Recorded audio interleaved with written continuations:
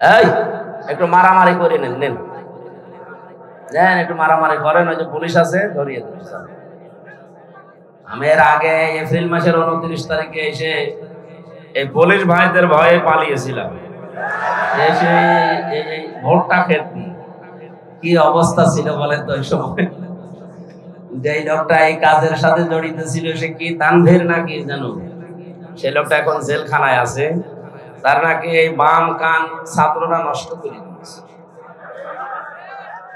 সুবহানাল্লাহ বলছে, কারণ এই লোকটার কারণে আমি ওই দিন এই হাজারো মানুষকে কোরআন শোনাতে পারিনি। আমার বাবার কথা শোনার জন্য এসেছিলাম, কোরআনের কথা শোনানোর জন্য আয়োজন ছিল, কিন্তু উনি কি কার ইশারায় কি করেছিলেন জানি না।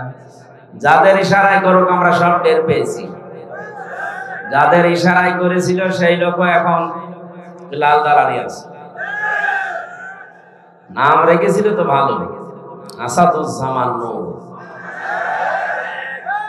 এর নামটা পুরো পাল্টিয়ে দেওয়া না, শুধু ওসি সাহেবের দোষ ওই দিন ছিল না, আমি পরে খোঁজ নিয়েছি। ওনাকে দিয়ে এটা করাতে বাধ্য করেছিল যে লোক, আমি তো নাম নিলামই তার।